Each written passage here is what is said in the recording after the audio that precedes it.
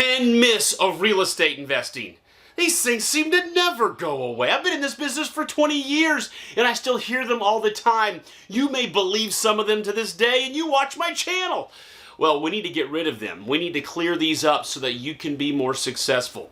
So, in no particular order, here we go. Myth number 1 is the good old days.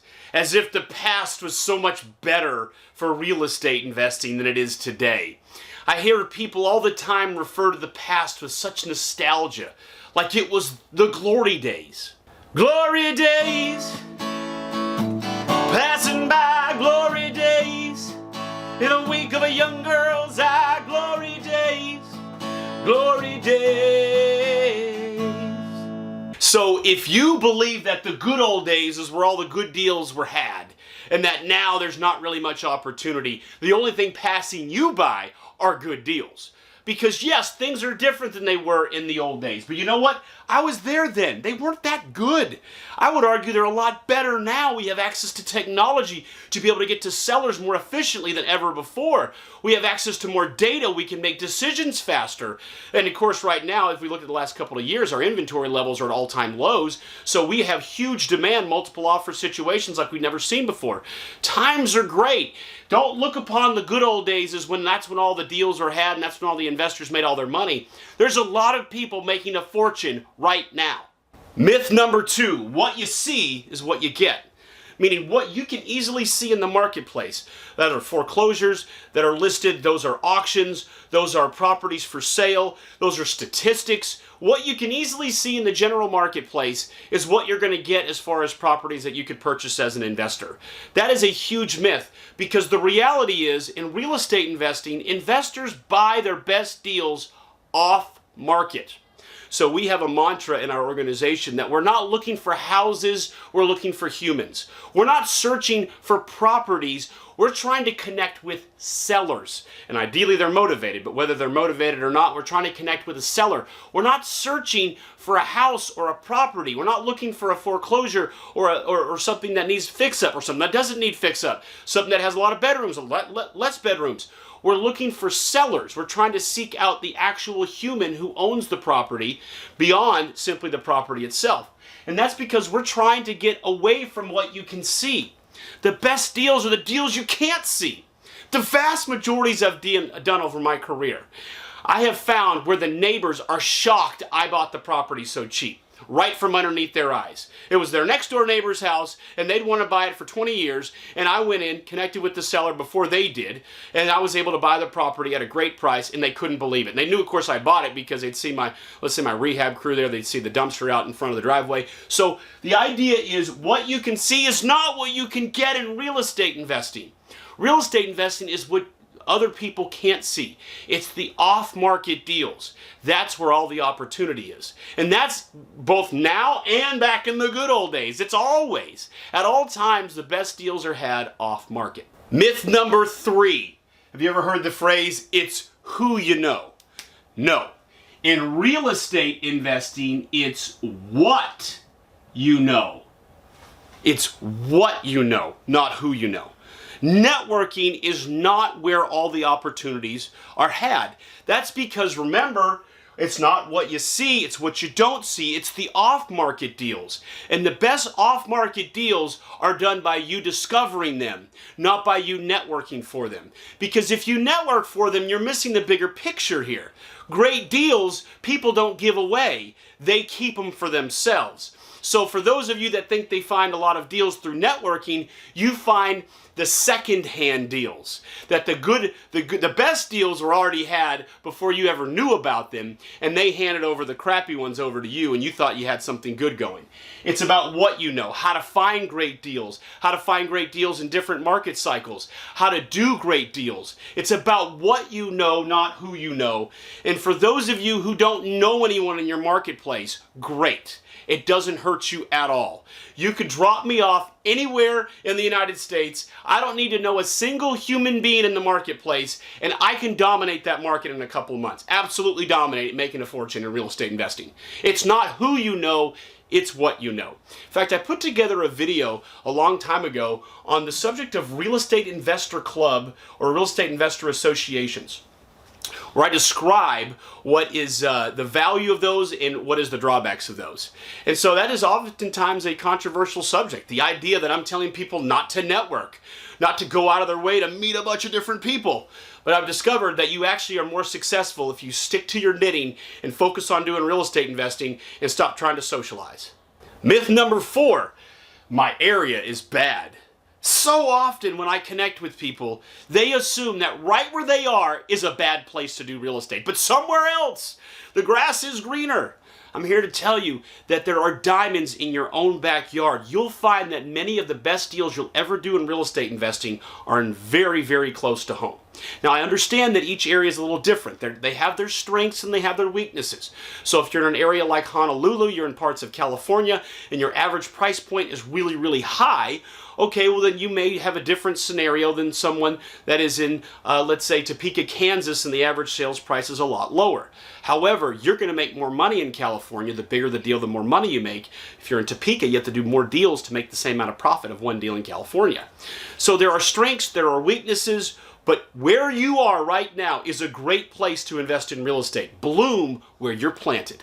Myth number 5 is that it's bad timing right now. Bad timing because things going on in your life, or bad timing because what's going on with the current events, right? We're coming out of this pandemic and we got this war going on and all this terrible stuff going on, and it's bad timing.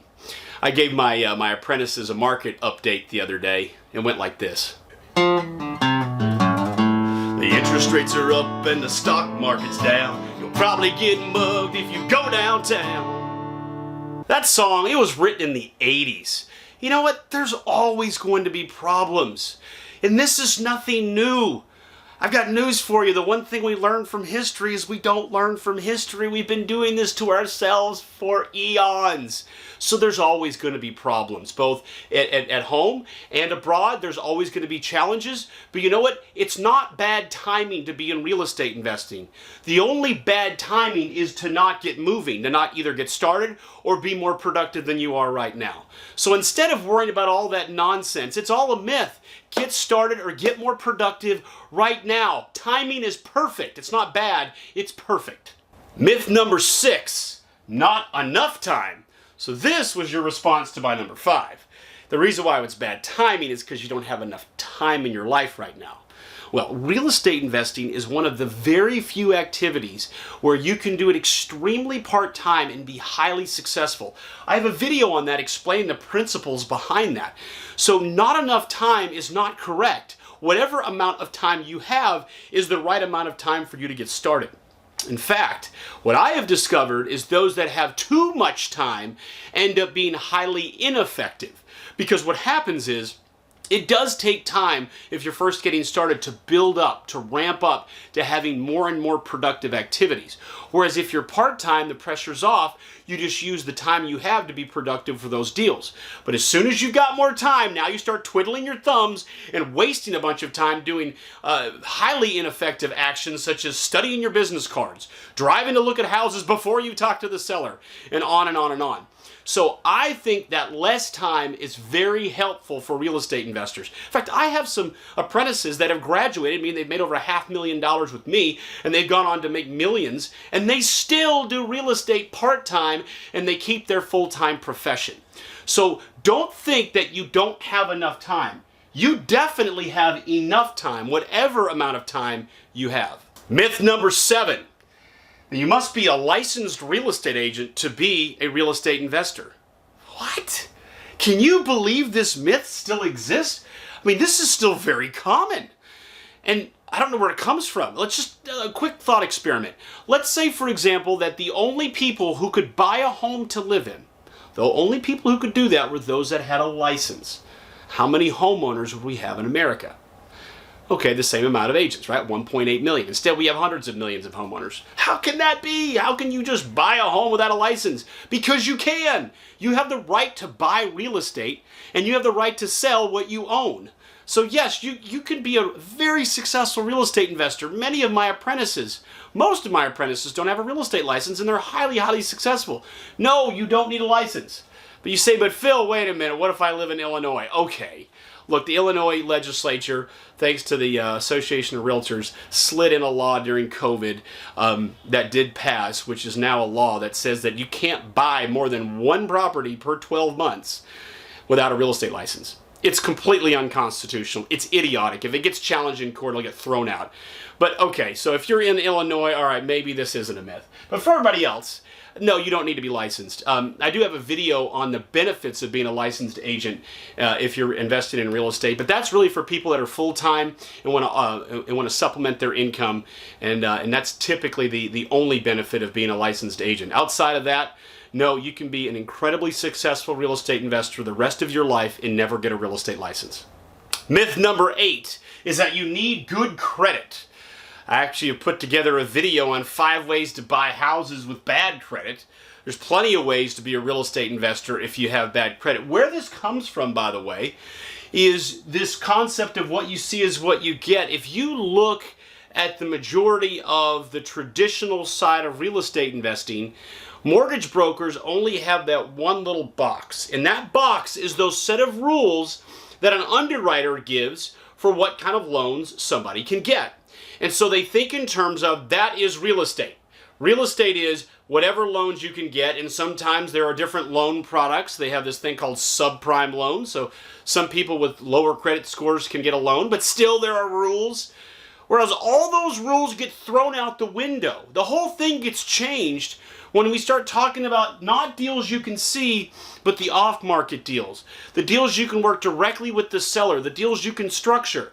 And you don't always have to close on a property. You don't always have to need to get a loan to begin with. Sometimes you can sell a property while you're simply under contract. So good credit is not at all what's necessary to be a successful real estate investor. Now, as you get better and better and better, if you are able to build your credit, I'm not going to say it's a bad thing to have good credit. You know, that allows you to get some long-term fixed rate loans if you want to own rental property. And so there certainly are benefits, but don't feel like if you have bad credit, you can't be a highly successful real estate investor. I have worked with plenty of people over the years who had bad credit and when they started with me, and we made a lot of money together, and then later they had better credit, and of course they then began to use it. Myth number 9 is you need a lot of money to be in real estate investing. Well, this also primarily comes from the same paradigm as the good credit talk. This box that a mortgage broker is going to tell you that, oh, if you want an investor loan, well, you're going to need to put 20 or 25% down. Well, there's so much more to the subject because real estate is not like a lot of other items you might buy and sell. Real estate is something you can control with a contract, and that contract can sometimes be executed without any money. And so a lot of money can be made with no money. For those of you who don't know my personal story, when I got started, I was homeless. I know it's been a long time ago, but I was homeless living out of my truck. I did my first few deals in that situation. I didn't have any money. So money is not the prerequisite for successful real estate investing. Now, if you have money, you do have more options on what you might be able to do, the different angles you might be able to take on a deal, but you have a new responsibility, and that is you better know exactly what you're doing. Because if you don't know what to do, then you could lose that money. Whereas someone who doesn't have very much money, they're restricted on the different techniques they can apply, and so it actually protects them. It's kind of a cocoon against some real downside problems. So yes, money can be helpful, but if you're starting with very little or none, well then that's where you get started. Bloom where you're planted. If you want to learn more about all the techniques you can apply without having to use any money, I have an amazing training course. It's free. It's like 25 hours of trainings on creative real estate investing and flipping houses. And even when you have money, you're going to discover oftentimes you don't need to use it.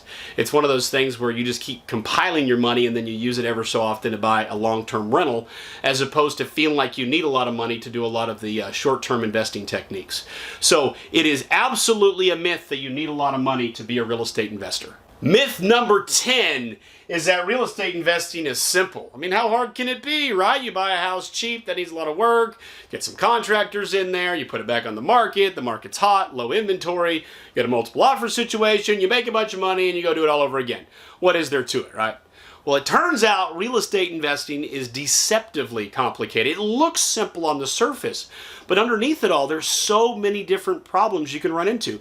In fact, I wrote a book, Real Estate Investing Gone Bad, where I share 21 different examples of things that go terribly wrong that many people would never think of. They're not intuitive. It's not common sense.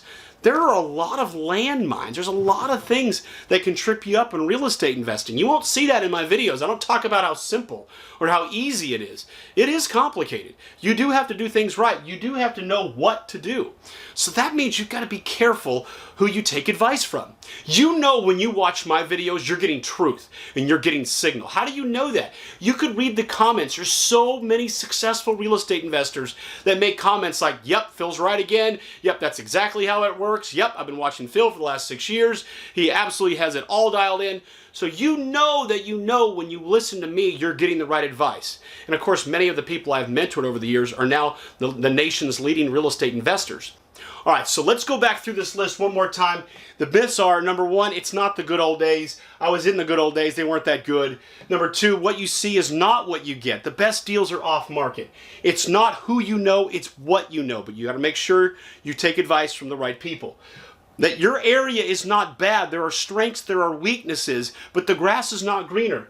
It is not bad timing in your life. It's not bad timing in the world. There's always problems. There's always issues you're going to be dealing with.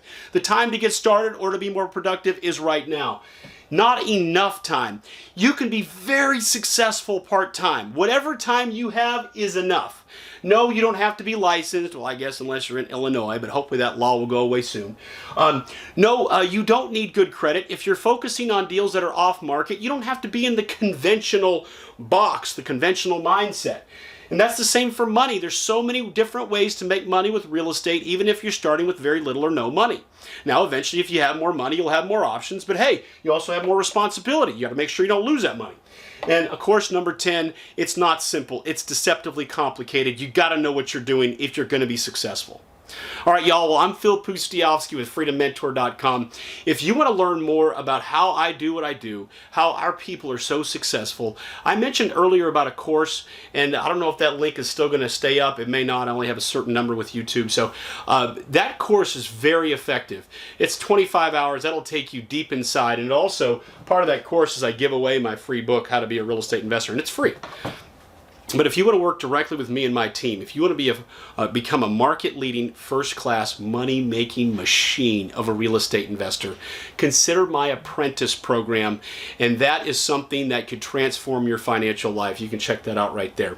All right, y'all. Well, thanks so much for watching this video. If you have any questions or comments, I love to hear them, love to read them, so please share those down below. Thanks so much, and I'll see you in the next video.